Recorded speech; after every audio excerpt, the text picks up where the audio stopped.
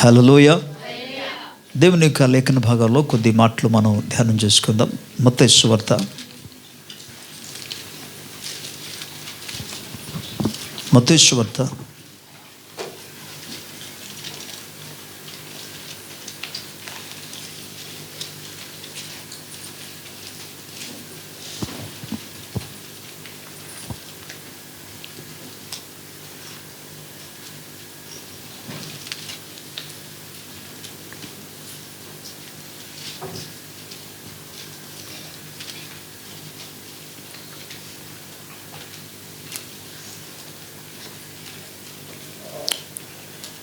27వ అధ్యాయం.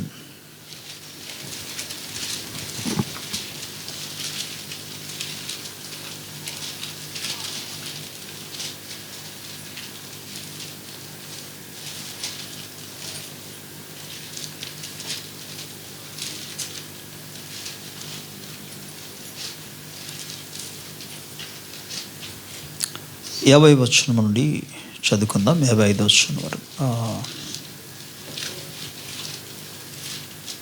50 నుండి 54 వరకు. రైట్.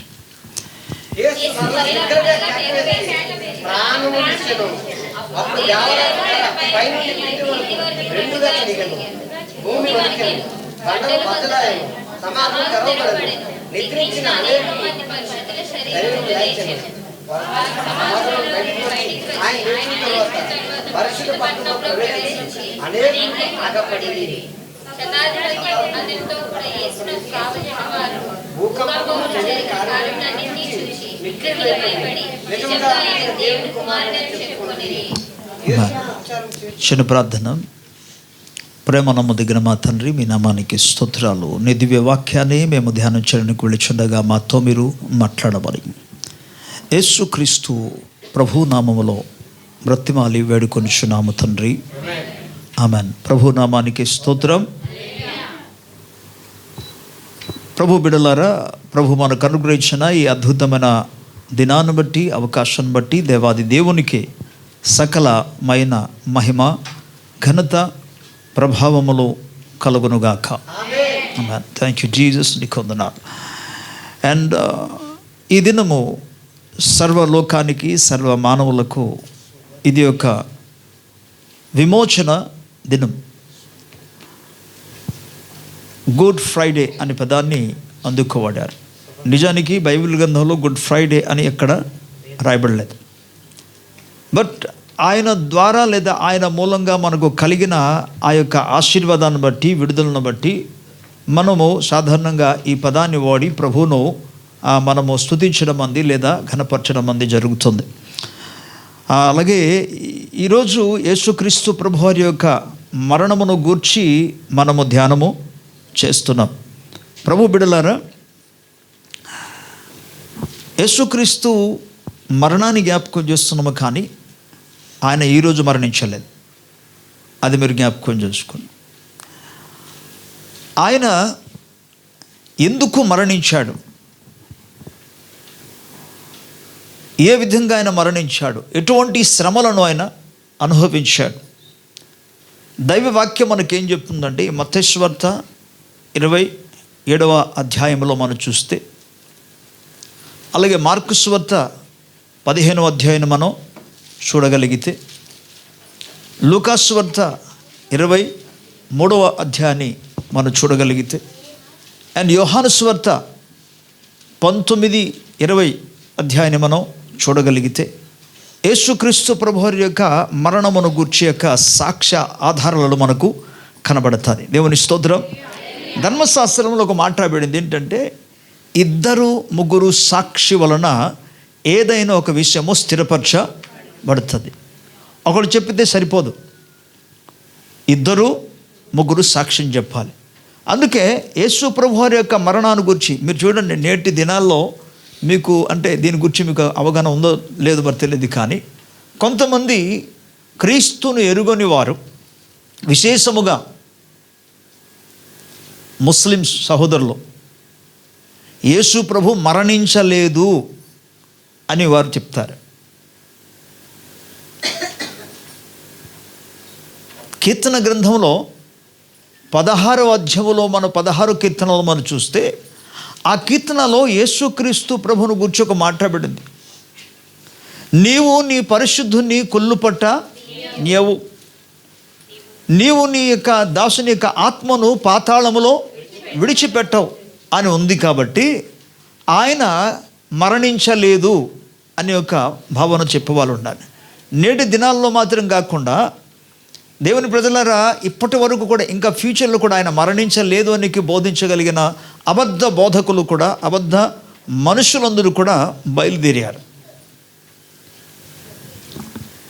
అపవాది లోకాన్ని ఎంత పిచ్చి చేశాడంటే, ఈ విధంగా యేసు ప్రభు మరణించలేదు, ఆయన కేవలం నిద్రించారు మాత్రమే, ఆయనకు బదులుగా మరొకడు సమాధి చేయబడ్డారని ఇలాంటి అబద్ధాలను కూడా చెప్తున్న దినాల్లో మనం ఉంటున్నాం.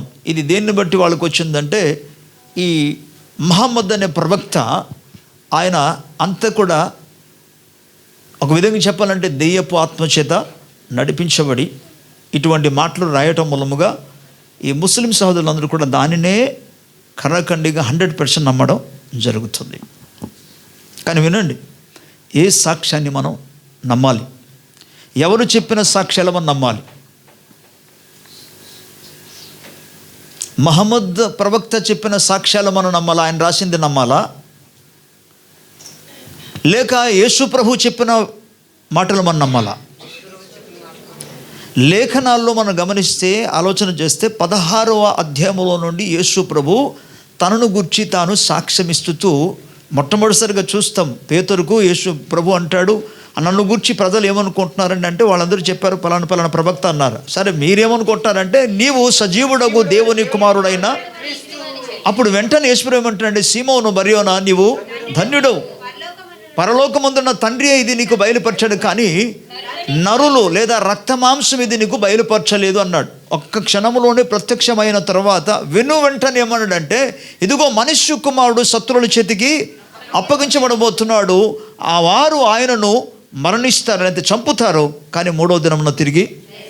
ఈ మాట అక్కడ నుండి స్టార్ట్ చేశాడు యేసు ప్రభు. ఇక 16వ అధ్యాయం కావచ్చు, మిగిలిన అధ్యాయాలు కూడా చూస్తే అనేక సందర్భాల్లో యేసు ప్రభు, కొన్ని సందర్భాల్లో ప్రభు ఏమన్నాడంటే, ఇదిగో మనుష్య కుమారుడు శత్రువుల చేతికి అప్పగించబడబోతున్నాడు, శత్రువులు వారిని హతము చేస్తారు, శత్రువు వారిని హతము చేసి ఆయన సిలువ వేస్తారు, శత్రువు వాళ్ళని చంపివేస్తారు, అతన్ని చంపివేస్తే ఆయన సమాధి చేయబడి మరలా 3వ దినమున తిరిగి ఆయన లేస్తాడని ఈ విషయాన్ని యేసు ప్రభు అనేక సందర్భాల్లో చెబుతూ వచ్చారు. ఆయన దేవుని స్తోత్రం కలుగును గాక.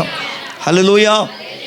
దేవుని బిడ్డలారా, ఈ మాటను మనం గమనించినప్పుడు యేసు మరణించబోతున్నాడని ముందుగానే ప్రవచనము ఆయన తెలియజేసిన వ్యక్తి ఆయన. ప్రభుకి స్తోత్రం. మరో సందర్భంలో చూస్తే యేసు ప్రభు వారు పస్కా పండుగ ఆచరించిన ఆ రాత్రి ఆయన ఏమన్నాడంటే, ఇదిగో ఈ రాత్రి మనుష్య కుమారుడు శత్రువుల చేతి కాదు, ఒక స్థలంలో పాపుల చేతికి అప్పగించబడుతున్నారు, వారు ఆయనను చంపివేస్తారు, అయితే 3వ దినమున తిరిగి ఆయన లేస్తాడనే విషయాన్ని మరలా చెప్తున్నారు. ఆ టైంలో శిష్యులలో అనేక మంది ఏమన్నారు తెలుసా? ఏది ఏమైనా సరే మేము మిమ్మల్ని విడిచి పెట్టమన్నా. అలాగంటారు ఏంటి మీరు? అసలు ఆ టైం వస్తే నన్ను వదిలేసి వెళ్ళిపోతారన్నాడు యేసు ప్రభు. అలా కాదు ప్రభు, నన్ను ప్రాణమైన పెట్టడానికి రెడీ అన్నాడు పేతురు. అంటే శిష్యులందరూ కూడా అలాగే అన్నారట. సో ఇవన్నీ మీకు ఎందుకు వివరిస్తున్నా అంటే, యేసు ప్రభు నిశ్చయముగా మనందరి నిమిత్తము ఆయన, గట్టిగా చెప్పాలి, ఆయన మరణించి ఉన్నాడు. స్తోత్రం. ఆయన మరణించిన స్థలాన్ని కానీ, లేకపోతే ఆయన శ్రమను అనుభవించిన ప్రాంతాన్ని కానీ, ఇవన్నీ కూడా చూడగలిగిన కృప ప్రభు నాకు ఇచ్చాడు. స్తోత్రం. ఈవెన్ ఆయన చనిపోయిన తర్వాత ఆయనకి పెట్టినాక సమాధిని కూడా చూడడానికి ప్రభు కృపనిచ్చాడు. దేవుని స్తోత్రం. దేవుని బిడ్డలారా, దీన్ని ఎవడు కూడా కాదనడానికి, శత్రువు ఎవరి ద్వారా ఏ విధంగా అబద్ధాలతో దాన్ని ఒకవేళ కప్పడానికి ప్రయత్నం చేసినా దాన్ని ఎవరు కూడా ఆపలేరు. సరే, రెండో విషయాన్ని మీకు చెప్తానంటే, 4 సాక్షులు ఉన్నారు. ఎప్పటి కాలంలో వీరు? ఈ సాక్షులందరూ కూడా ఎప్పటి కాలంలో అంటే యేసుక్రీస్తు ప్రభు కాలంలో ఉన్నవారు. మహమ్మద్ ప్రవక్త అనే ఈ వ్యక్తి ఎప్పుడు వచ్చాడంటే, యేసు ప్రభు వచ్చి మరణాన్ని జయించి ఆరోహణం అయిపోయిన తర్వాత 500 సంవత్సరాల తర్వాత ఆయన వచ్చాడు. మీకు అర్థమవుతుంది మాట? ఎన్ని సంవత్సరం? 500 సంవత్సరాల తర్వాత ఆయన వచ్చాడు. ఇప్పుడు యేసు ప్రభు చెప్పిన మాట నమ్మాలా? ఆయన ఆరోహణమై పరలోక రాజ్యానికి వెళ్ళి అక్కడ ఆసీనుడు ఉంటుండగా అతని తర్వాత ఒక 500 సంవత్సరాలు గతించిన తర్వాత వచ్చిన వాడు నా మాట నమ్మాలా?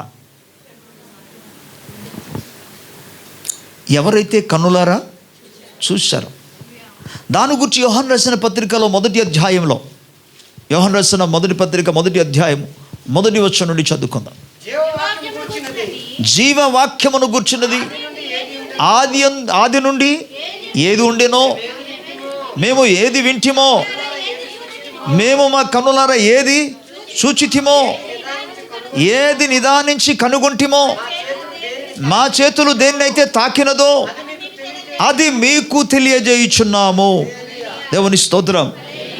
ఇక్కడ అపొస్తలుడైన యోహాను ఏమంటాడంటే, ఆది నుండి ఏది ఉండినో, ప్రభుకు స్తోత్రం, ఏదైతే మేము మా కన్నులారా చూసితిమో, మేము ఏదైతే మా చెవులారా వింటిమో, అలాగే మా చేతులారా తాకితిమో, వాటిని మీకు తెలియజేస్తున్నామన్నాడు.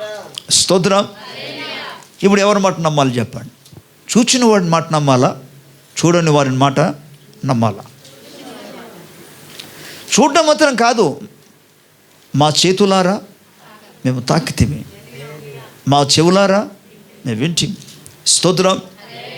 దేవుని ప్రజలారా, యేసు ప్రభువారు మరణించక మునుపు జస్ట్ ఒక 1 వీక్ బిఫోర్, దానికంటే ఒక వారం క్రితము ఆయన ఒక కొండ మీదికి శిష్యులను తీసుకెళ్ళాడు. ప్రత్యేకంగా 3 తీసుకెళ్ళాడు. అక్కడ ప్రార్థన చేస్తుండగా ఆయన ముఖము సూర్యుని ముఖము వల్లే మహా తేజస్సు కలిగిన వాడే, అతని యొక్క వస్త్రము లోకములో ఉన్న ఏ చాకలి వాడు కూడా శుద్ధీకరణ చేయలేనంత అంత తెల్లగా మారడం, అక్కడ రూపాంతరము యేసు ప్రభు పొందుతాడు. దేవుని స్తోత్రం. దీనికి 3 వ్యక్తులు కన్నులారా సాక్షులు ఉన్నారు. ఎవరు? పేతురు, యోహాను, అందరూ. అగైన్ దాన్ని చూసి వచ్చిన తర్వాత కూడా యేసు ప్రభు ఏమన్నారంటే, ఇది మీకు తెలిసింది కాబట్టి ఆయన అంటాడు, మనుష్య కుమారుడు తిరిగి లేచే వరకు వీటిని గుర్చిన విషయాన్ని ఎవరికి మరలా ప్రస్తావిస్తూ ప్రభు అంటాడు, తిరిగి లేచే వరకు. కాబట్టి గ్యారంటీగా మనం గమనించాలి, యేసు ప్రభువారు సర్వ మానవుల కొరకు ఆయన మరణించాడు, సమాధి చేయబడ్డాడు, 3వ దినమున తిరిగి లేచాడు. ప్రభుకి స్తోత్రం. అయితే ఆయన ఎటువంటి శ్రమను అనుభవించాడని దాని గురించి మనం ధ్యానం చేసుకోగలిగితే, పిల్లరా, ఆ రాత్రి వాళ్ళ భోజనం చేసిన తర్వాత ఒలీవల కొండ దగ్గరికి వెళ్ళారు. ఆ ఒలీవల కొండ దగ్గర గెత్సేమని తోట, ఆ గెత్సేమని తోటలో యేసు ప్రభువారు 2 భాగాలుగా మార్చాడు. 12 మంది శిష్యులను 2 భాగాలుగా చేశాడు. ఎవరినంటే 9 ఒక గ్రూప్ చేశాడు, 3 మరో గ్రూప్ చేశాడు. ఈయనొక్కడే మీరు గమనించారు, 9 ఒక స్థలంలో ఉంచేశాడు. 3 పట్టుకొని కొంత దూరం వెళ్ళారు. ఆ వారిని కూడా కొంత దూరం వెళ్ళి ఆ 3 అక్కడ ఉంచేశాడు. ఈ 3 ఎవరంటే మరలా పేతురు, యోహాను, యాకోబు. వారిని అక్కడ ఉంచేసి ఒక రాతి వేత దూరం అని వెళ్ళాడంటే, అంటే ఒక రాయి విసిరితే ఎంత దూరం వరకు అయితే పడుతుందో అంత దూరం యేసు ప్రభు ఆయన ఒంటరిగా వెళ్ళి అక్కడ ప్రార్థన చేసుకుంటున్నాడు. దేనికోసము ప్రార్థన చేస్తున్నాడంటే, మరి గమనించండి, ఈ యేసు ప్రభు యొక్క శిలువ మరణ దినాన్ని మనం జ్ఞాపకం చేసుకున్నప్పుడు ఆయన తండ్రి యొక్క చిత్తమును నెరవేర్చాడు. అంటాడు, తండ్రి నీ చిత్తమైతే, నీ ఇష్టమైతే ఈ గిన్నెను నా యొద్ద నుండి తొలగి. మీరు గమనించండి, నీ చిత్తమైతే, నీ ఇష్టమైతే ఈ గిన్నెను నా యొద్ద నుండి తొలగిపోనిము అని ప్రార్థన చేశాడు. ఈ ప్రార్థన 3 చేశాడు. ప్రభుకి స్తోత్రం చెప్పాలి.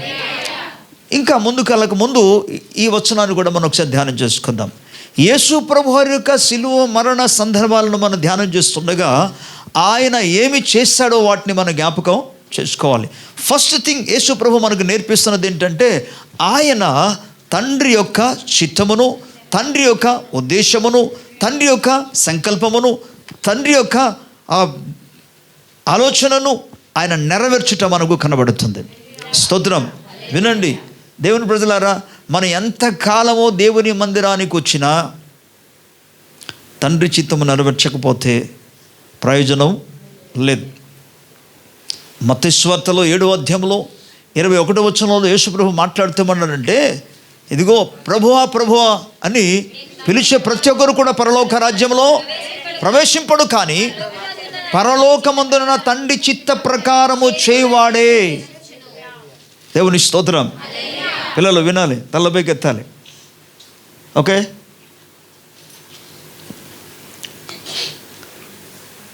పరలోకమందున్న నా తండ్రి చిత్త ప్రకారం. యేసుక్రీస్తు ప్రభువు భూలోకానికి అని దిగి వచ్చిన వాటిలో చాలా అంశాలు ఉన్నాయి, కానీ ఇందులో ఒకటి ఏంటంటే తండ్రి చిత్తమును నెరవేర్చుట. ఆయన శిలువ మరణమును జ్ఞాపకం చేసుకుంటున్న ఈ దినమందు ప్రభు బిడలారా, నీ జీవితంలో తండ్రి యొక్క చిత్తమును నెరవేర్చగలుగుచున్నావు. అసలు నీ పట్ల దేవుని చిత్తం ఏంటో అది నువ్వు కనుగొన్నావా? ఫస్ట్ పని చేయి అంటే అయిపోయింది కాదు కదా, ఏం పని చేయాలో చెప్పాలి కదా, ఏం పని చేయాలో తెలియాలి కదా. తెలియకుండా ఏం పని చేస్తారు? సో మొదట దేవుని చిత్తము తెలుసుకోవాలి. దేవుని చిత్తం తెలుసుకున్న తర్వాత ఆ చిత్తాన్ని నెరవేర్చాలి. స్తోత్రం. యేసు ప్రభు ప్రతి స్థలాల్లో మాట్లాడుతూ వచ్చిన ప్రతి సందర్భాలు కూడా పరుషుల ఎదుట కానీ, శాస్త్రుల ఎదుట కానీ, యూదుల ఎదుట కానీ, లేకపోతే విశేషముగా తన శిష్యుల ఎదుట కానీ ఆయన చెప్పిన ఏంటంటే, నా తండ్రి చిత్తము నెరవేర్చుటయ్యే. యోహాను సువార్తలో మనం చదువుతాము 10వ అధ్యాయం 34వ వచనంలో ఆయన మాట్లాడుతూ, నా తండ్రి చిత్తము నెరవేర్చుటయ్యే నాకు ఆహారము అంటాడు. ప్రభుకు స్తోత్రం. ఆయన శిలువ మరణమును ధ్యానం చేస్తున్న ఈ దినమందు దేవుని బిడ్డలారా, ఆయన యొక్క చిత్తమును నెరవేర్చేవారుగా ఉండాలి. ఒకవేళ ఆయన చిత్తము నెరవేర్చకపోతే, నేను మరలా చెప్తున్నాను, నువ్వు ఎంతకాలము దేవుని మందిరానికి వచ్చినా దేవుని రాజ్యములో ప్రవేశించడం ఎవరి తరం? పాస్టర్ గారు అక్కడ ఏం చేయలేరు. పాస్టర్ గారితో మాకు పరిచయం ఉందండి అని అంటే కుదరదు. పరిచయం ఉండవచ్చు. ఒకవేళ పాస్టర్ గారికి మీరు ఆతిథ్యం ఇచ్చి ఉండవచ్చు, పాస్టర్ గారికి మీరు భోజనం పెట్టి ఉండొచ్చు, పాస్టర్ గారికి ఒకవేళ కానుకలు ఇచ్చి ఉండొచ్చు, ఒకవేళ సత్యమైతే ఎప్పుడు కూడా పాస్టర్ గారితో ఫోన్లో మాట్లాడుతుండవచ్చు. ఏది ఏమైనా తండ్రి చిత్తము నెరవేర్చకపోతే 3 times అతని పట్ల, యేసుక్రీస్తు ప్రభు పట్ల తండ్రి యొక్క చిత్తం ఏంటంటే, ఆయన సర్వ మానవుల యొక్క పాపమంతా కూడా మోసుకొని కల్వరి శిలువలో ఆయన మరణించాలి అనేది దేవుని యొక్క చిత్తం. ప్రభుకు స్తోత్రం. అందుకే ఆ మీరు గమనించండి, ఆ మరణాన్ని, ఆ భారాన్ని ఆయన మోసుకుంటూ ఆయన అంటాడు, నా ప్రాణము మరణము అగునంతగా బాధపడుచున్నది, దుఃఖపడుచున్నది అన్నాడు. మీరు ఎప్పుడైనా ఊహించారా? కొంతమందికి పలానా సిక్నెస్ ఉందండి అని చెప్పిన వెంటనే,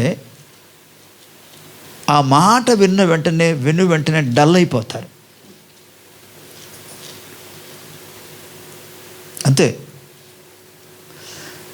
అదేవిధంగా మీకు ఎటువంటి కష్టాలు రాబోతుంది అనే విషయాన్ని ఒకవేళ తెలిసిందనుకోండి, నువ్వు ఇలాగ మరణిస్తావు అనే విషయం చెప్పారు అనుకోండి, అసలు మరణాన్ని గురించి మాట్లాడకుండా నీకు ఇలాగ ఉందండి అంటే వెంటనే చాలామంది వెంటనే డల్ అయిపోయి ఓకే మళ్ళీ అనారోగ్యానికి గురి అయిపోతారు, మంచం పట్టిస్తారు.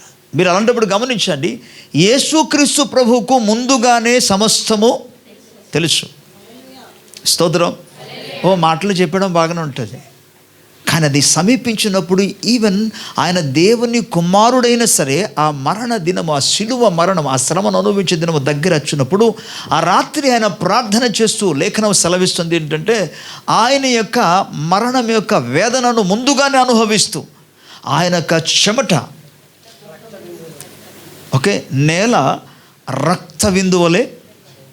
ఇక్కడ గమనించండి, యేసు ప్రభువారు ఎంతగా అతని యొక్క మనస్సులో క్షోభింపబడ్డాడంటే, ఆయన బాధను, వేదన అనుభవించాడంటే, లేఖనం సెలవిస్తుంది అప్పటికి అది ఏ కాలం అంటే చలికాలం. చలికాలంలో చెమట రావడం ఏంటి? చలికాలంలో చెమట రావడం ఏంటి? అదొకటి. సరే, ఇంట్లో ఉన్నారా అంటే ఇంట్లో కాదు, ఇంటి లోపల కాదు. ఇది గెత్సెమనే తోటల. ఇంట్లో కాకుండా బయటికి వెళ్ళారనుకోండి, చలికాలంలో ఇలాగలాగా ఉండదు అసలు. మేము సాధారణంగా ఈ యొక్క మెయిన్ రోడ్లో ఎన్ఐడి జంక్షన్ నుండి కంచరపొలం రోడ్లో అలాగే వెళుతున్నప్పుడు కరాస దాటిన వెంటనే, కరాస ది పెంటికస్టల్ చర్చ్ దాటిన వెంటనే అక్కడ నుండి మరలా ఇంచుమించు ఏమనొచ్చు దాన్ని, పెట్రోల్ బంక్ దగ్గరికి వెళ్ళే వరకు చాలా చల్లటి బ్రీజ్ అంటే గాలి వస్తుంది. ఆ దాటిన తర్వాత మళ్ళీ కొంచెం ఇక హైవే కూడా అలాగ ఉంటుంది కొన్ని ప్రాంతాల్లో. అంటే ఏ ఏ ప్రాంతాలు అయితే చెట్లు ఎక్కువ ఉంటుందో ఆ స్థలాలలో చలికాలంలో ఎక్కువ చలి అనిపిస్తుంది. ఇప్పుడు యేసుక్రీస్తు ప్రభువారు గెత్సెమనే తోటకెళ్ళాడు. తోటలో మీరు గమనించండి, చెట్లు ఎక్కువ ఉన్నాయి. తోట అనబట్టి చెట్లు ఉన్నాయి కనుక ఒలీవల చెట్లు కూడా ఉన్నాయి. ఆ తోటలో ఆయన ఉంటుండగా ఇప్పుడు ఆ రాత్రిక సమయంలో చలికాలంలో అది ఒకటి మంచు పడుతుండగా ఆ మంచుల్లో ఆయన ప్రార్థన చేస్తున్నా సరే అతనికి ఎలాగూ చెమట పట్టింది.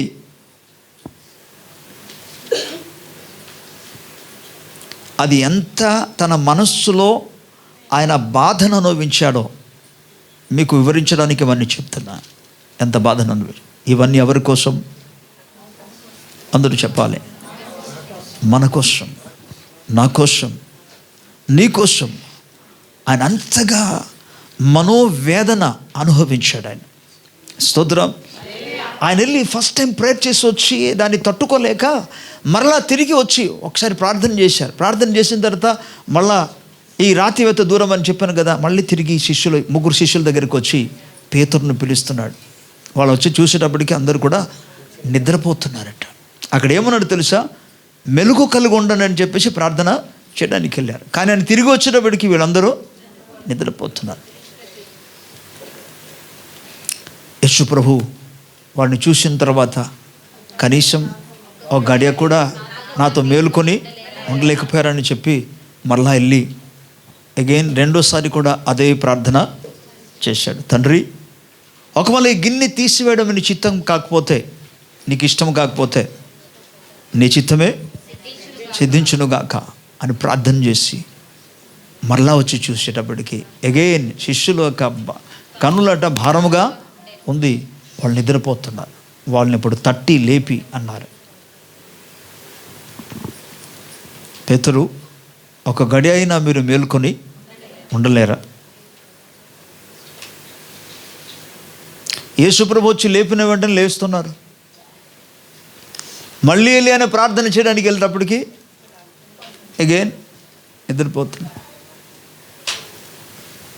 చాలామందికి అరే బాబు లేవురా ప్రార్థన చేయి అంటే లేస్తారు. ఈ లోపల ఏరే పనులు ఏదో చేసుకొని వద్దామన్నప్పటికీ మరలా నిద్రపోతారు. అలాంటి మంచి పిల్లలు ఉన్నారు. నిద్రపోవడం ఇలా స్థితి ఉంటుండగా చాలామంది దేవునికి ఏముందిలే అనుకుంటారు చాలామంది. కానీ యేసు ప్రభు మూడోసారి చెప్పిన మాట జాగ్రత్తగా వినండి. ఆయన మూడోసారి కూడా అదే ప్రార్థన చేసి వచ్చాడు. తండ్రి, నా ఇష్టము కాదు నీ చిత్తమే సిద్ధించునుగాక, జరుగునుగాక అని వచ్చిన తర్వాత అంటున్నాడు. మూడోసారి వచ్చిన తర్వాత అంటున్నాడు, సరే ఇక మీరు నిద్రపోయి అలసట తీర్చుకోండి అన్నాడు. సరే తీర్చుకుంటారా? అలసట తీర్చుకోండి.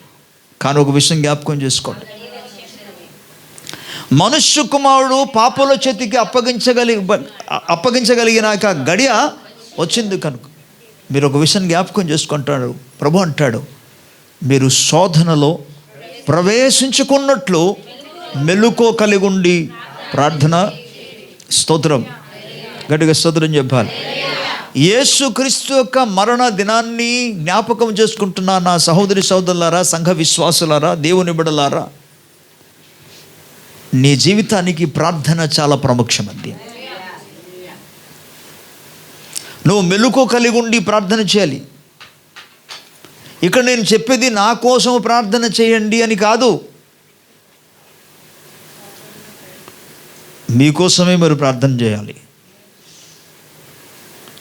మీ కొరకు ప్రార్థన చేయాలి. నీ కుటుంబం కొరకు నువ్వు ప్రార్థన చేయాలి. నీ కుటుంబ సభ్యుల కొరకు నువ్వు మొరపెట్టాలి. ప్రభుకి స్తోత్రం. అండ్ సంఘ విశ్వాసుల కొరకు ప్రార్థన చేయాలి.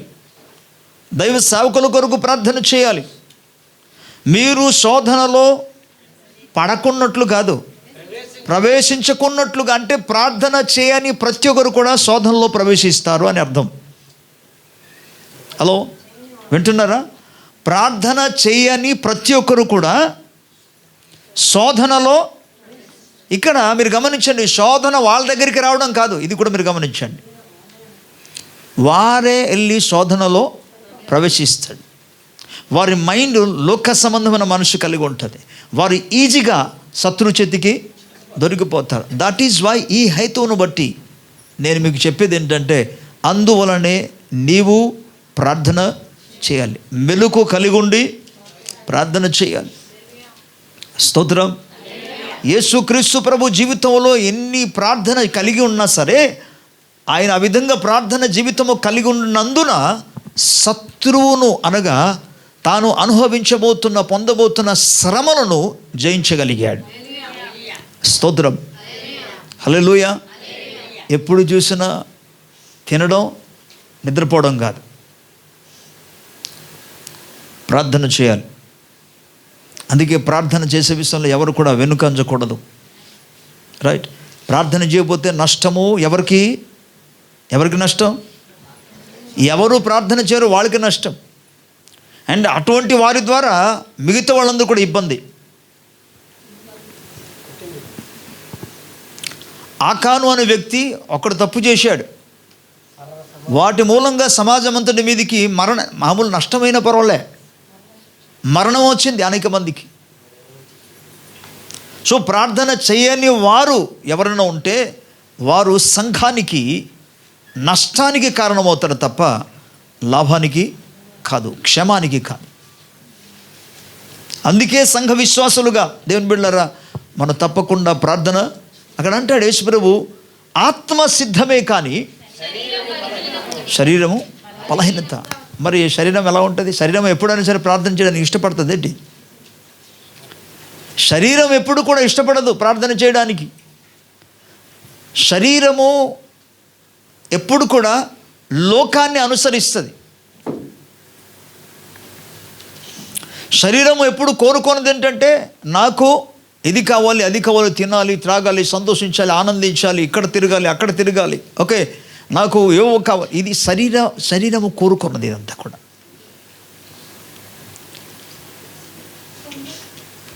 Praise the lord.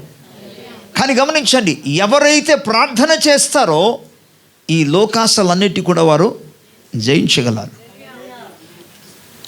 స్తోత్రం. సో దేవుని చిత్తానుసరమైన ప్రార్థన చేయడం చాలా అవసరం. దేవుని చిత్తం నెరవేర్చాలి అండ్ ఆయన సన్నిధిలో ప్రార్థన చేయాలి. అండ్ దేవుని వాక్యం మనకి ఏం చెప్తుందంటే, ఆ మాట చెప్పిన తర్వాత యేసు ప్రభు చెప్పినట్టుగానే ఇస్కరియోతు యూదా, ఓకే, కొంతమంది సైనికులను తీసుకొని అక్కడికి వచ్చారు.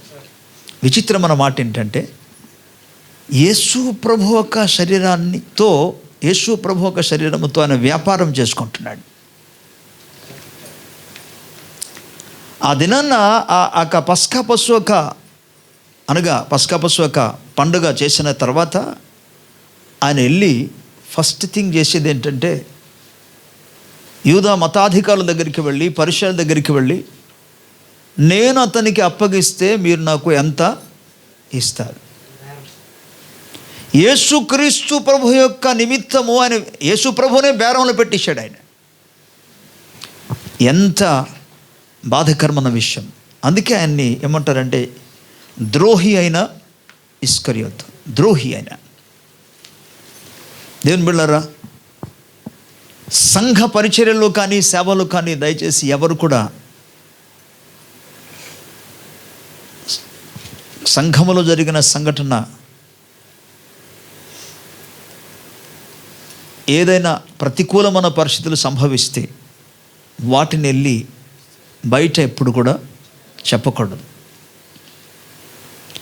ఆ సంఘానికి నువ్వు సభ్యుడ ఉండి అదే సంఘములో ఆధ్యాత్మికంగా ఎదుగుచు ఆ సంఘాన్ని నువ్వు బట్టబయలు చేయడం అన్నది పరువు తీయడం అనేది అది ఎంతవరకు సామంజస్యం? ఓకే. సో అందుకే ఎవరి గురించి కూడా మన బయట చెప్పకూడదు, కానీ ప్రార్థన చేయాలి. ప్రభుకి స్తోత్రం. ఇస్కరియోతు యూదా జస్ట్ ఏదో యేసు ప్రభువుని గురించి చేశారు, కానీ పూర్తిగా ఆయన వ్యాపారం చేస్తూ బేరమాడుతూ 30 వెండి నాణములకు యేసుక్రీస్తు ప్రభువుని అడ్రస్ తీసుకొచ్చి చూపించేశాడు, అప్పగించేశాడు. ఏదో యేసు ప్రభు తన అండర్లో ఉన్నాడు అన్నట్టుగా, మీరు నాకు ఆ డబ్బులు ఇస్తే నేను తీసుకెళ్ళి మీకు పట్టిస్తానని డైరెక్ట్గా యేసు ప్రభు ఎక్కడ ప్రార్థించి అక్కడ తీసుకొచ్చేసాడు. అక్కడ నుండి యేసు ప్రభు వారు శ్రమలు ప్రారంభమైంది. నిజానికి మీకు ఇంతకుముందు చెప్పినట్టుగా గెత్సేమనే తోటలో ఆయన ప్రార్థన చేస్తున్నప్పుడే అతనికి నా ప్రాణము మరణమగునంతగా దుఃఖించుచున్నది అని పదాన్ని పడతాడు. స్తోత్రం. చాలామంది యేసయ్య యొక్క వేదనను అర్థం చేసుకోవట్లే. కనీసం అసలు ఈ దినాన్ని మనం కూడుకోవడం అది దేనికోసం తెలుసా? అసలు ఎవ్రీడే మనం దేవుని ఎడల కృతజ్ఞత కలిగి జీవించాలి, ప్రతిదినము కూడా. బట్ ఈ దినాన్ని బట్టి మరలా అసలు ఏం చేయాలంటే ప్రభువుకు కృతజ్ఞత కలిగి, నా కొరకు నా ప్రభువు మరణించిన దినమని కృతజ్ఞతతో రావాలి. పాస్టర్ గారు రండమ్మా, ఈరోజు పలానా రోజు పలానా టైంకి ప్రార్థన జరుగుతుంది రండని చెప్పే వరకు ఉండకూడదు అక్కడ. అసలు చెప్పాలంటే వినండి, ఏం జరగాలి తెలుసా? విశ్వాసులు ఫోన్ చేసి అడగాలి. ఏమని? పాస్టర్ గారు ఎన్ని గంటలకు ప్రార్థన స్టార్ట్ అవుతుందంటే అడిగి రావాలి అసలు. కానీ మనం అందుబాటులో పెడుతున్నాం, అయినా చలనం కనబట్టలే చాలామందిలో.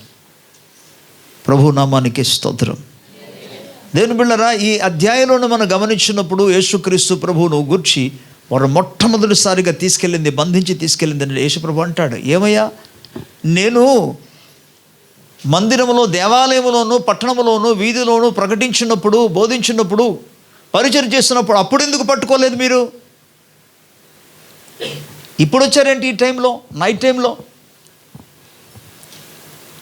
అలా చెప్పిన తర్వాత అంటాడు, అయితే ప్రవక్తల యొక్క లేఖనములు నెరవేరునట్లుగా ఎలాగూ జరిగను కాబట్టి ఓకే అంటాడు. అతన్ని బంధించి తీసుకొచ్చి మొదటి స్థలంలో, మొదటి భాగాలు మనం గమనిస్తే బంధించి తీసుకొచ్చి ఎవరి ముందు అంటే కయాఫా అనే ఒక ప్రధాన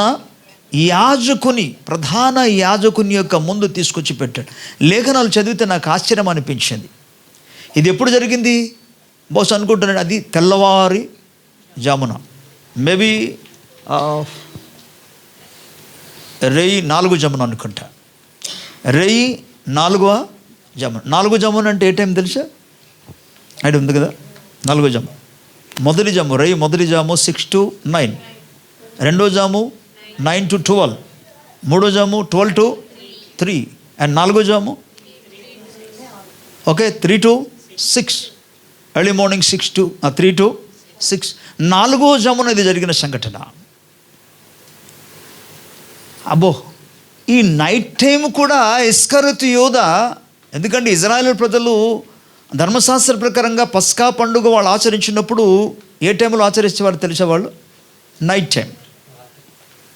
అంటే ఆ రాత్రికాల సమయంలో ఒక బల్లను పుచ్చుకున్న తర్వాత, రొట్టెను పుచ్చుకున్న తర్వాత రాత్రికి ఆయన బయలుదేరి వెళ్ళిపోయాడు. ఆయన మరలా ఈ రాత్రంతా కూడా డిస్కషన్ జరుగుతుంది. రాత్రి 4వ జామున వాడు తీసుకొచ్చాడు అక్కడికి. 4వ జామున యేసు ప్రభువును వారు బంధించి తీసుకెళ్ళేటప్పటికీ ఈ 4వ జామున లేఖనం రాయబడింది, యేసుక్రీస్తు ప్రభువును ప్రధాన యాజకుడైన కయాఫా దగ్గరికి తీసుకెళ్ళేటప్పుడు ఈ కయాఫా దగ్గర, ప్రధాన యాజకుని దగ్గర అక్కడ శాస్త్రులు ఉన్నారట, పరిసయ్యులు ఉన్నారట, పెద్దలు గొప్పలు అందరూ ఇక్కడ ఉన్నారట. అంటే మీరు చూసుకోండి, యేసు ప్రభువును ఎలాగోన బంధించుదాము, ఎలాగోన ఆయన్ని మనం ఆయన సిలువ వేద్దాం, ఎలాగోన చంపుదాం, ఎలాగోన ఆయన్ని సంహారం చేద్దామని చెప్పి వారు డే అండ్ నైట్. మనం చాలామంది బాధలో ఉన్నవాళ్ళు ఏం చేస్తారంటే రాత్రి నిద్ర లేక అలాగ కనిపెట్టుకొని ఉంటారు. అనారోగ్యం ఉన్నవాళ్ళు రాత్రి అంతా నిద్ర లేక అలాగ మేలుకొని ఉంటారు. కానీ ఇక్కడ వారు చూస్తే యేసు ప్రభువును చంపుదామని నిద్ర లేకుండా వాళ్ళు ఎదురు చూస్తున్నారు. ఎంత విచిత్రమైన మాట. 4వ జమాను తీసుకెళ్ళినప్పటికీ అక్కడ ఆల్రెడీ గ్యాదర్ అయి ఉన్నారట అందరూ. ఆడికి వెళ్ళిన తర్వాత ఇదిగో యేసుని తీసుకొచ్చాము అని ఫోన్ చేసి రప్పించడం కాదు, అక్కడ ఆల్రెడీ యేసు ప్రభువుని తీసుకెళ్ళినప్పటికీ వాళ్ళందరూ కూడా అక్కడ కూడి ఉంటారు. ఆడు కూడి వెళ్ళిన తర్వాత మీరు గమనించండి, యేసు ప్రభువుకు 2 రకాల తీర్పు జరిగాయి. క్వశ్చన్స్ 2 రకాలుగా ఉంది. మొదటిది ప్రధాన యాజకుడైన కయాఫా తీర్పు తీర్చినప్పుడు ఎటువంటి తీర్పు తీర్చాలి? ఈ లోపల చాలామంది రకరకాల పరిస్థితుల గురించి మాట్లాడారు. అతని మీద తప్పుడు నేరాలను మోపడానికి ప్రయత్నం చేశారు, కానీ ఏ నేరము కూడా అసలు సాక్ష్య ఆధారాలు దొరకలేదు, నిలబడలేదని రాయబడింది. ప్రభుకి స్తోత్రం చెప్పాలి. అంటే ఇందులో మనకేం కనబడుతుందంటే ఆయన సంపూర్ణముగా నిర్దోషి అని ఎంచబడ్డాడు ఆయన. స్తోత్రం. కానీ అతని మీద కుట్ర కలిగి, ఒక విధంగా చెప్పాలంటే భౌతికంగా కుట్ర కలిగి అతన్ని ఎలాగైనా సంహరించాలన్న ఉద్దేశం కలిగి రకరకాలు చేస్తూ యేసు ప్రభు ఇలాగ అన్నాడండి అన్నారు. ఏంటట యేసు ప్రభు చెప్పిన మాట ఏంటంటే, ఆయన మీరు ఈ దేవాలయమును పడగొడితే 3 దినముల్లో మరలా నేను దాన్ని కడతానన్నాడు. చూడండి సార్, సొలొమోను ఈ దేవాలయమును కట్టడానికి ఇంచుమించు 46 సంవత్సరాలు పెడితే ఈయనేమో కేవలము 3 రోజుల్లో కట్టేస్తాడట. అయితే ఏమైపోయింది? పెద్ద పొరపాటు ఏంటి? 3 రోజుల్లో నేను పడగొట్టండి మీరు కట్టేస్తాను అన్నాడు కదా, పొరపాటు ఏంటి? ఇదేం పాపమా? అప్పుడు ఏం చెప్పలే, ఎల్లవయ్యా చెప్పావు కానీ దీన్ని కట్టడానికి అసలు 46 ఇయర్స్ అయింది, మీరు 3 రోజులు కట్టేస్తారట. ఆ అబద్ధ మాటలు చెప్పండి ఎల్లవయ్యా అనవచ్చు కదా మామూలుగా. అలా కాదు, నువ్వు వాళ్ళకి చెప్పావు కాబట్టి నేను సిలువ వేయాలట. చూసుకోండి, అసలు దీనికి అర్థమే లేదు. మొత్తానికి ఏ దోషం కనబడకపోతే ప్రధాన యాజకుడు అన్న కయఫా ఇలాగంటాడు, ఏమయ్యా నీవు సర్వోన్నతుడైన సజీవుడైన దేవుని కుమారుడవా? దేవుని కుమారుడైన క్రీస్తువా అని ప్రశ్న అడిగాడు. యేసు ప్రభువు డైరెక్ట్గా ఇప్పుడు మాట్లాడుతూ నీవు అన్నట్టే. ప్రభుకి స్తోత్రం చెప్పాలి. మొదటి ప్రశ్న, వీళ్ళు చాలా క్వశ్చన్స్ జరుగుతుంది, అవన్నీ పక్కన పెట్టేశాడు. కానీ ప్రధాన యాజకుడు ఈ అంశంలోనే క్వశ్చన్ వేశాడు. ఎందుకంటే వారికి నేరము దొరకవలసింది ఆ పాయింట్లోనే, ఇంక ఏరే పాయింట్లో వాళ్ళకి మాత్రం కూడా దొరకదు. అందుకే నీవు దేవుని కుమారుడైన క్రీస్తువా? క్రీస్తు అయితే దేవుడు చెప్పు అన్నాడు. నేను ఆనబట్టి చెప్తున్నాను, దేవుని పెరట ఆనబట్టి చెప్తున్నాను, దేవుని కుమారుడు అయితే క్రీస్తు అయితే చెప్పు అన్న వెంటనే యేసు ప్రభువు అన్నాడు నీవు అన్నట్టు. చాలామంది ఇది ఒక క్వశ్చన్. ఏంటో క్వశ్చన్ తెలుసా? యేసుక్రీస్తు ప్రభువు ఆ మాట చెప్పిన వెంటనే ప్రధాన యాజకుడు తను ధరించుకున్న వస్త్రాన్ని చింపుకున్నాడు. గమనించండి, ప్రధాన యాజకుడు తాను ధరించుకున్న వస్త్రం అంటే ప్రధాన యాజకుడు ధరించుకున్న వస్త్రం సామాన్య వస్త్రము కాదు, యాజకుని వస్త్రాన్ని ధరించుకున్నాడు. ఇప్పుడు ఆ మాట చెప్పిన వెంటనే తన వస్త్రాన్ని చింపుకున్నాడు. చింపుకొని ఏమంటున్నాడంటే దేవదూషణ. ఆ దేవదూషణ ఏంటి?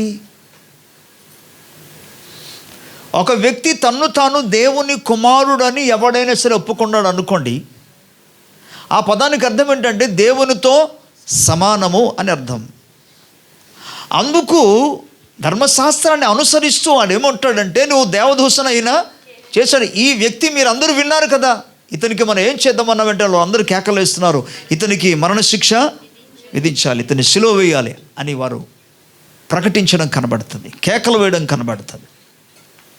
ఇందులో మనం గమనించాలి, యేసు ప్రభు స్వయంగా చెప్పిన మాట ఏంటంటే నేను దేవుని కుమారుడిని.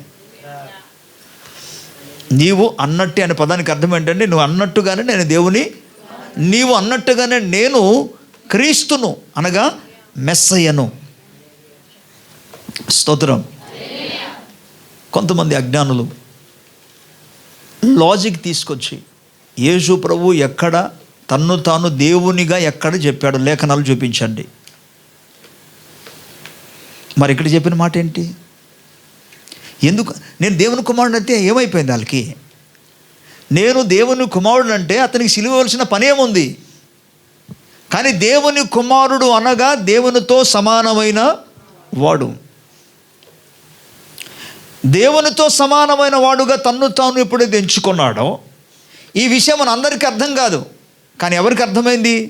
ప్రధాన యాజకునికి, అక్కడున్న పరిసయ్యులకు, శాస్త్రులకు, సద్దూకాయులకు, మత అధికారులకు ఈ మాట వాళ్ళకి అర్థమైంది కనుక వాళ్ళు ఏమంటారు తెలుసా?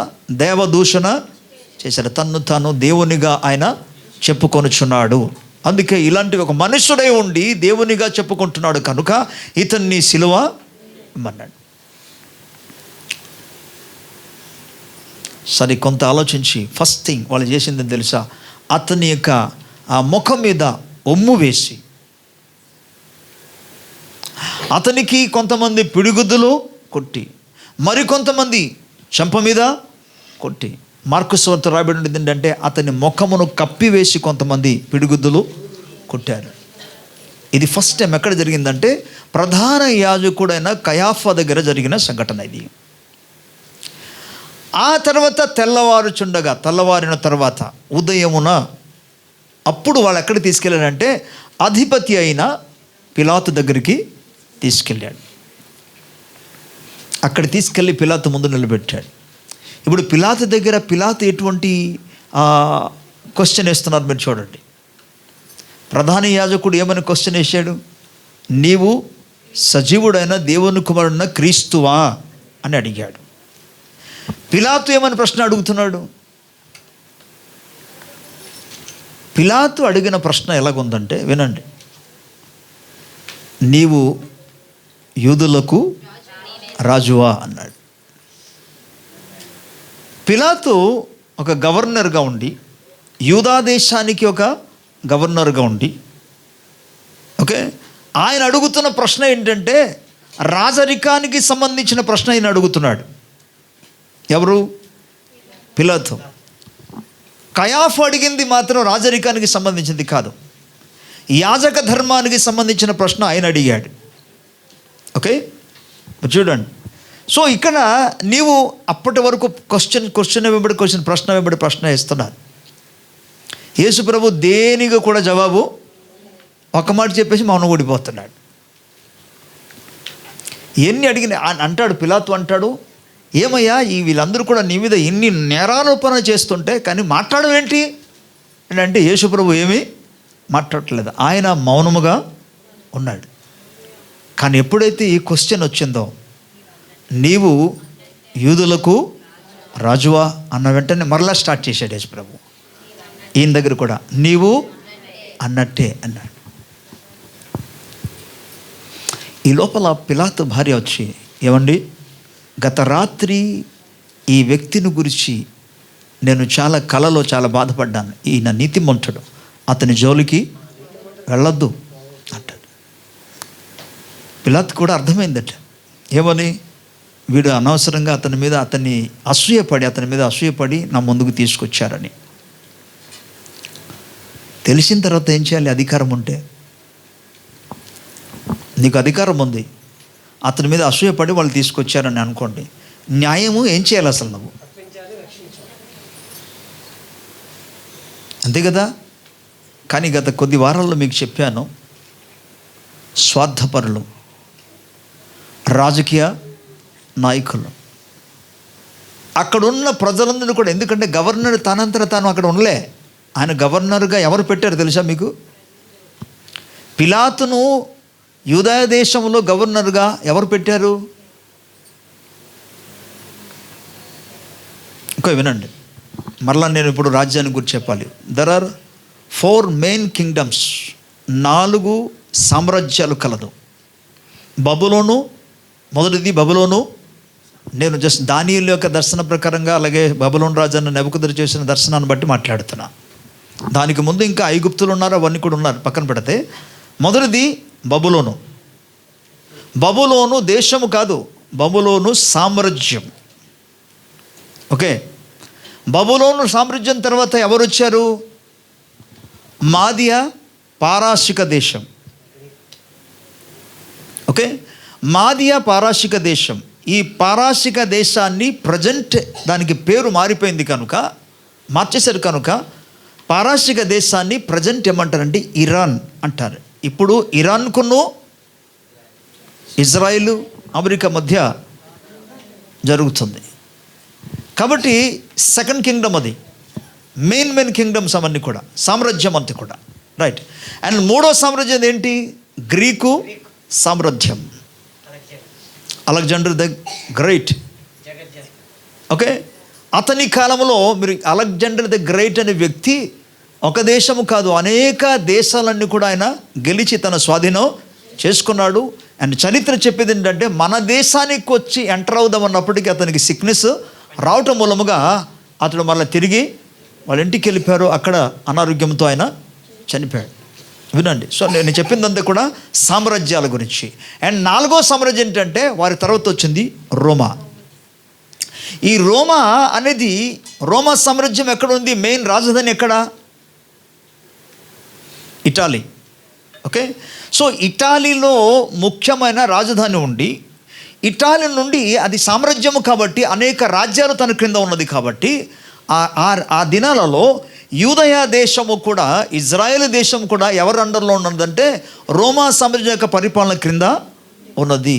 కనుక రోమా సామ్రాజ్యం యొక్క అధిపతి ఏం చేశాడంటే, గవర్నర్గా యూదయ దేశానికి పిలాతును పెట్టాడు. ఈ పిలాతు ఇప్పుడు ఇక్కడ యూదయ దేశంలో అధికారిగా ఉండి ఆ యూదయ జనాంగమునందరూ కూడా ఏం చేయాలి? సంతోషపరచాలి, వారి ప్రతి అవసరం తీర్చాలి, వారిని సహాయము చేయాలి. అలాగే చేస్తే కదా మరలా వీరు కోరుకుంటారు ఆయన్ని. అలా చేస్తే కదా కోరుకుంటారు, లేకపోతే అతన్ని అవుట్ చేసేస్తారు కదా, ఈయన వద్దండి అని అంటారు కదా. అందుకు రాజకీయ యొక్క ప్రాప్తి కొరకు, లాభము కొరకు ఆయన యేసుక్రీస్తులో ఎటువంటి దోషము లేకపోయినా, ఈవెన్ తానే సాక్ష్యం ఇస్తాడు పిలాతు. లూకాసు వార్తలో మనం చదువుకుంటే, ఇతనిలో ఏ దోషమును నాకు ఆయన అంటాడు. మరి ఏ దోషం కనపడపోతే ఎలాగో నువ్వు శిలువకు అప్పగిస్తావు?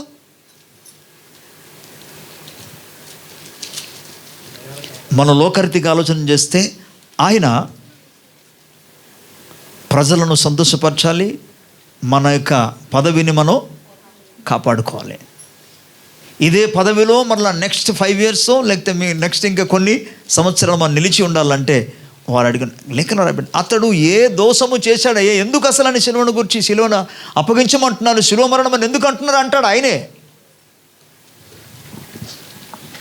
ఆయన ఎలాగిచ్చిస్తారు? మన భారతదేశంలో రాజ్యాంగంలో ఆర్టికల్ 25 to 28 మైనర్ దాటిన తర్వాత, అయితే 18 సంవత్సరం అంటే 18 సంవత్సరం వయసు వచ్చిన తర్వాత ఎవడైనా సరే తనకు నచ్చిన దేవుణ్ణి నమ్ముకోవచ్చు. ఎవరైనా సరే తమకు నచ్చిన దేవుణ్ణి నమ్ముకోవచ్చు, దాన్ని ప్రాక్టీస్ చేయొచ్చు. అంటే వాళ్ళు ప్రార్థన చేసుకోవచ్చు, ఆరాధన చేసుకోవచ్చు, ఏదైనా చేసుకోవచ్చు. ఈవెన్ అంతమంది దాని పేరున వారు పెద్ద పెద్ద ఏమనొచ్చు సంస్థలు కానీ, కంపెనీలు కావచ్చు, లేకపోతే ఆర్గనైజర్స్ కావచ్చు, వాళ్ళు స్థాపించవచ్చు. అదే సమయంలో వారి నమ్ముకున్న దేవుణ్ణి గురించి వారు ప్రచురము కూడా చేసుకోవచ్చు. ఉందా? ఉంది. కానీ దానికి వ్యతిరేకముగా అసలు న్యాయ వ్యవస్థ కూడా పూర్తిగా చెడిపోయింది. ఒకవైపున మీకు నచ్చిన దేవుణ్ణి, నచ్చిన వాడిని విశ్వసించవచ్చు, ఆరాధన చేయవచ్చు, దాన్ని వెంబడించవచ్చు అని చెబుతూనే, మరోవైపున వంకరగా వినండి, వంకరగా యాంటీ కన్వర్షన్ బిల్ పెడుతున్నారు. అంటే మత మార్పిడి బిల్లు. మీరు చూడండి, మరి మతం ఏంటి? మతము అంటే పదానికి అర్థం ఏంటంటే ఒపీనియన్, ఎ మ్యాన్స్ ఒపీనియన్. తన మతం ఏంటంటే, ఇది నా ఒపీనియన్ అంతే, నేను యేసుప్రభుని నమ్ముకున్నాను, అది నా ఒపీనియన్. నువ్వు పలానా వ్యక్తిని నమ్ముకున్నావు, అది నీ ఒపీనియన్. మనము సమాజంలో ఉంటున్నాం కాబట్టి సమాజానికి మతానికి ఎటువంటి విధంగా చెప్పాలంటే ఒక వ్యక్తి యొక్క మనస్తత్వానికి సంబంధం, విశ్వాసానికి సంబంధం లేదు. పనియే, ఎవరి విశ్వాసం వాళ్ళదే. కానీ ఈ విశ్వాసాన్ని ఒకవైపున అందరూ చేసుకోవచ్చు, ఆరాధన చేసుకోవచ్చు, ఎవరు దేవుణ్ణి వాళ్ళు నమ్ముకోవచ్చు, సేవించుకోవచ్చు, ప్రచురం చేసుకోవచ్చు, సంస్థలు వాళ్ళు ఇంక్రీజ్ చేసుకోవచ్చు అని చెప్తూను మరోవైపున మత మార్పిడి యొక్క నిషేధము బిల్ అనేది పెట్టాడు. ఇది ఎంతవరకు సాధ్యం? ఇప్పుడు ఆర్టికల్ 25 నుండి 28 ప్రకారంగా 25 నుంచి 28 ఆర్టికల్ ప్రకారముగా ఇది తగిందా లేకపోతే తప్పుడుదా? మీరు మత మార్పిడి అంటే యేసుప్రభు మత మార్పిడి అనే పదానికి అర్థం ఏంటి? బలవంతంగా మత మార్పిడి చేస్తున్నారండి. ఎక్కడ ఎవరు బలవంతం అంటే అర్థం ఏంటి?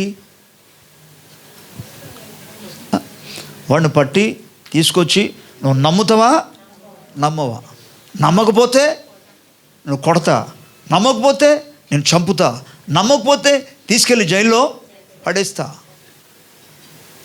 అది కదా బలవంతం అంటే. ఇప్పుడు చెప్పాలంటే నిజంగా ఎవరు బలవంతం చేస్తున్నారు చెప్పండి?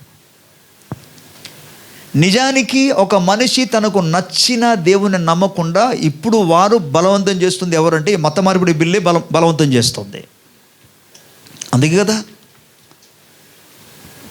అండ్ దీని గురించి నేను వివరించాను. విచిత్రం ఏంటంటే ఒక వ్యక్తి ఎవరినైనా నమ్ముకోవచ్చు అని చెప్పి మరలా ఎందుకు నమ్ముచున్నారు అనే విషయాన్ని తీసుకొచ్చారంటే ఇది విచిత్రమైంది.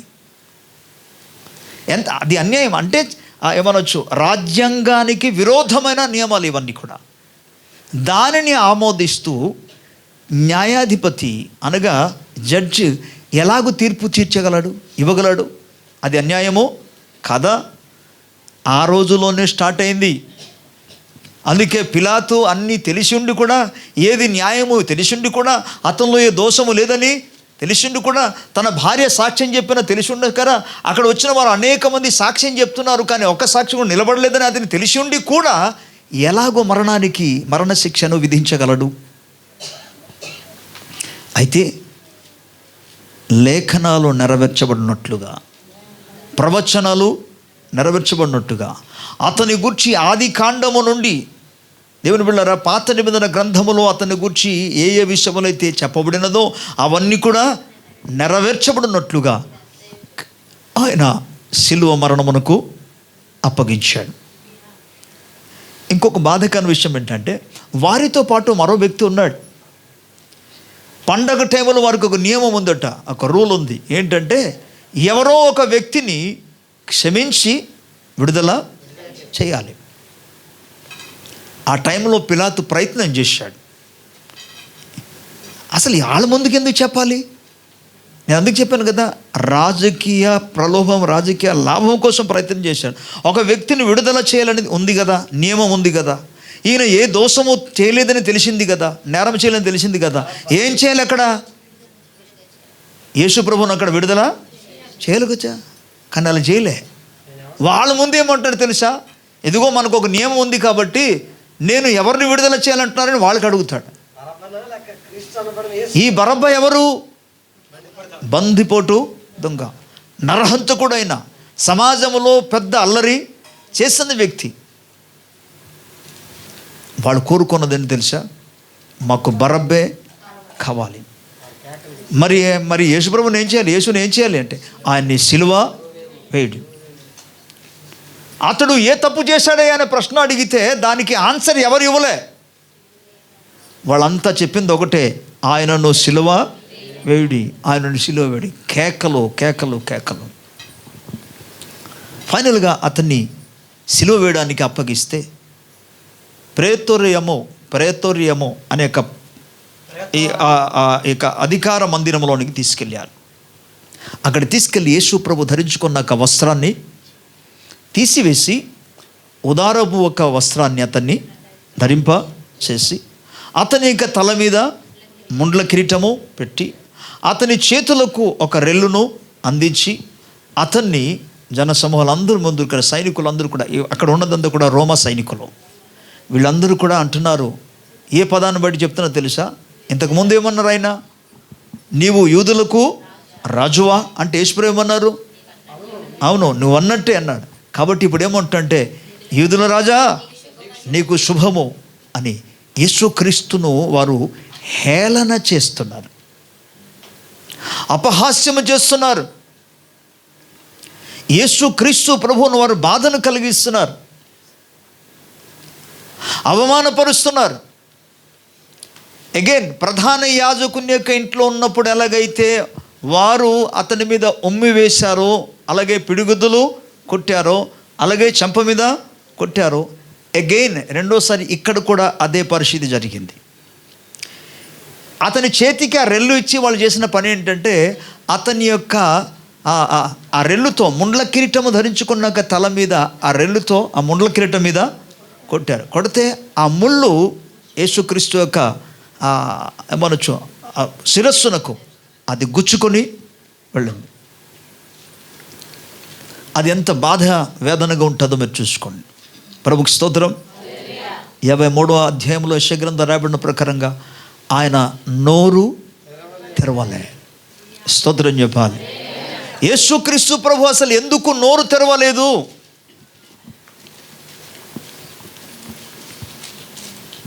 నోరు లేక, మాట్లాడడం చేత కాదు, లేఖనాలు నెరవేర్చబడినట్లుగా, అతని గురించి చెప్పబడిన ప్రవచనములు నెరవేర్చబడినట్టుగా, తండ్రి యొక్క చిత్తము నెరవేర్చబడినట్లుగా ఆయన నోరు తెరవలే. స్తోత్రం. అయితే ప్రతిదానికి కూడా ఎక్స్చేంజ్ ఉంది. ఎక్స్చేంజ్. స్తోత్రం చెప్దాం. ఈ మాటలు వినాలి. ప్రతి దానికి ఎక్స్చేంజ్ ఉంది. ఎక్స్చేంజ్ అంటే మార్పిడి. ఇప్పుడు మరలా దేవుని లేఖనాలు మీకు చెప్తా. స్తోత్రం.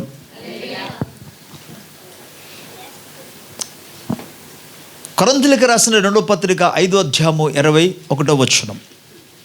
కొరింథీయులకు రాసిన 2వ పత్రిక 5వ అధ్యాయము 21వ వచనం. ఎందుకనగా మనము ఆయన యందు దేవుని నీతి అగునట్లు పాపమెరుగని ఆయనను మన కోసము పాపముగా, ప్రభుకు స్తోత్రం చెప్పాలి. మొదటి విషయం జ్ఞాపకం చేసుకోండి. యేసు ప్రభువారు పాప రహితుడు. యేసుక్రీస్తులో ఎటువంటి దోషము లేదు, ఆయనలో ఎటువంటి నేరము లేదు. అందుకే ఆయన పాపం ఎరుగని వాడని లేఖనం సెలవిస్తుంది.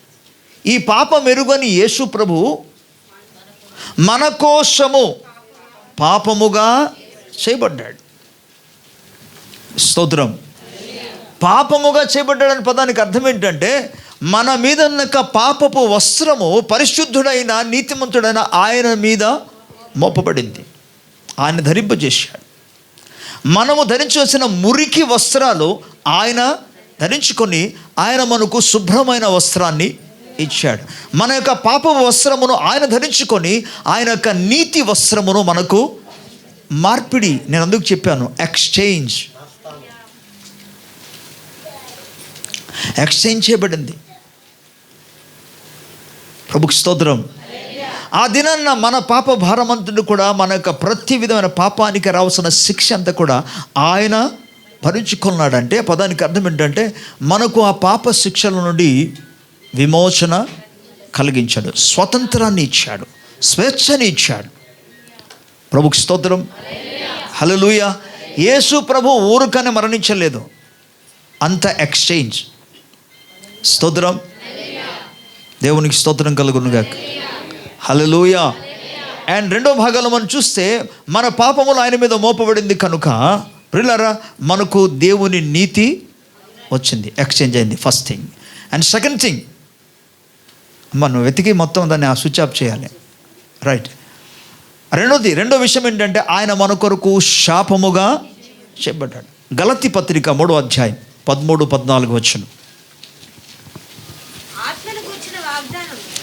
ఆత్మను గూర్చిన వాగ్దానము విశ్వాసం వలన మనకు లభించినట్లుగా అబ్రహాము పొందిన ఆశీర్వచనం క్రీస్తు యేసు ద్వారా అన్యజనులకు లభించినట్లుగా క్రీస్తు మన కోసము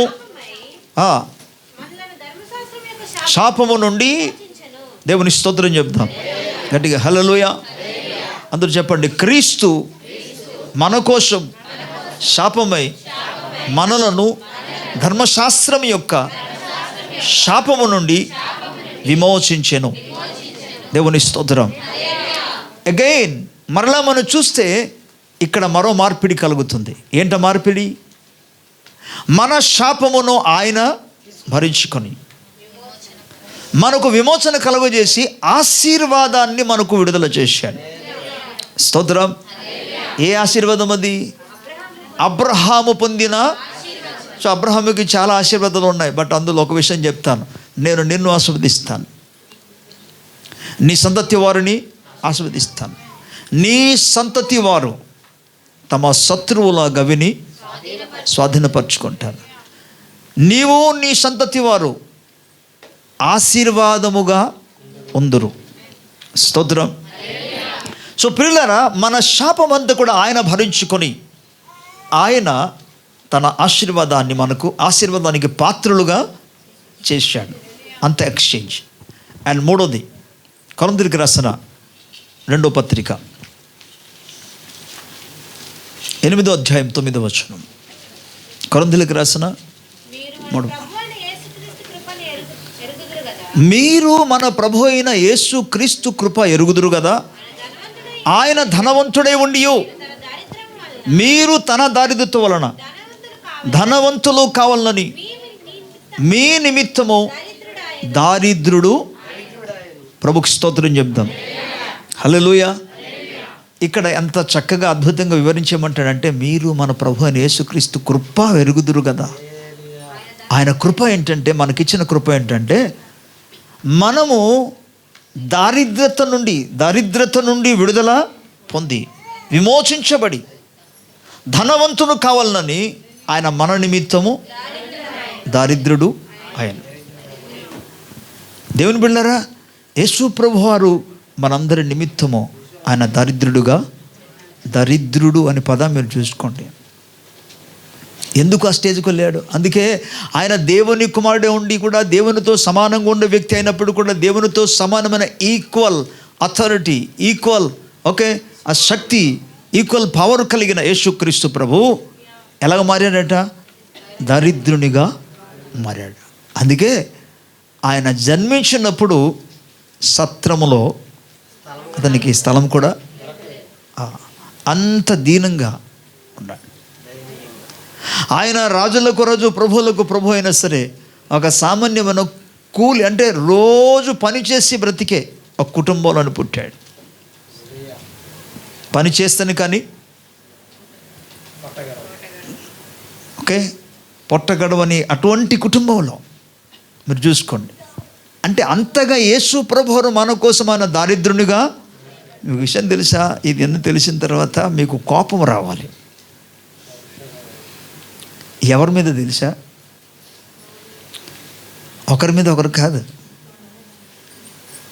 అది చట్టపరంగా దేవుని యొక్క వాక్యంలో ఉన్న లా ప్రకారంగా చట్టపరముగా మీకు కోపం రావాలి. స్తోత్రం.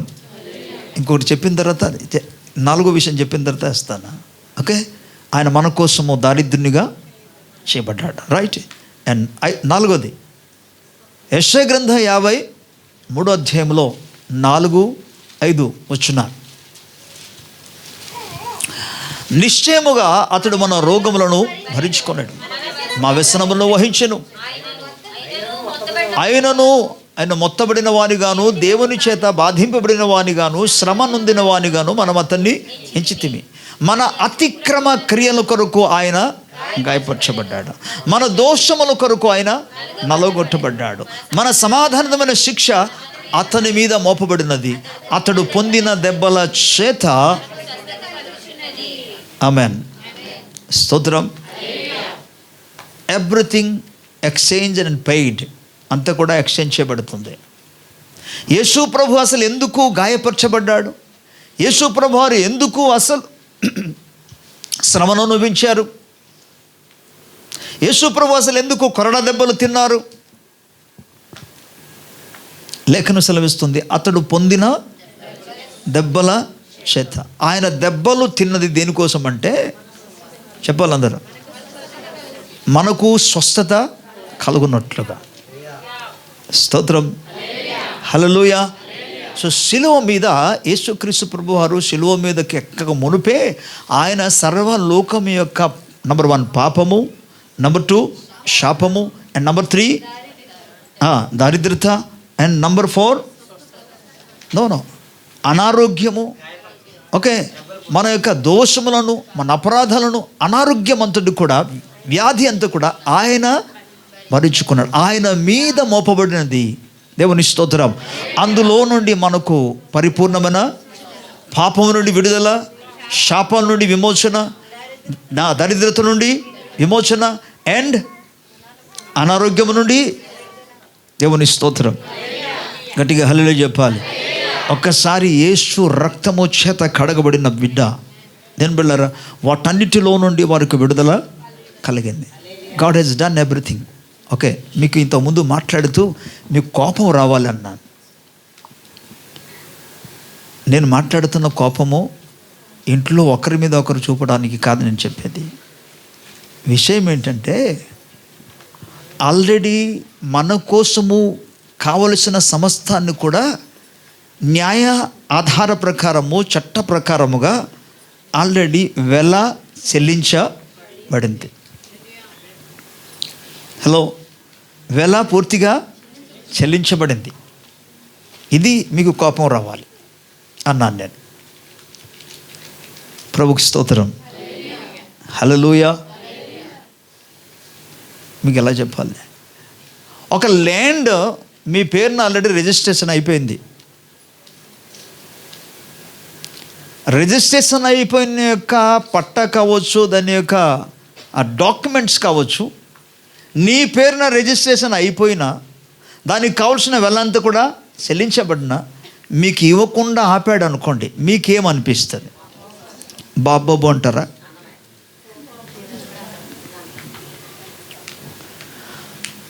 మీకు చెప్పే విషయం ఏంటంటే, ఆల్రెడీ దానికోసం నేను డబ్బులు ఇవ్వకపోతే నీ దగ్గర ఉంచేది దానికి అర్థం ఉంది. నేను ఆల్రెడీ చెల్లించాను కదా. ఇప్పుడు మీరు ఏం చేయాలి? నాది నాకు ఇవ్వాలి కదా. చట్ట ప్రకారముగా నాది, నాకు సంబంధించింది నాకు ఇవ్వాలి.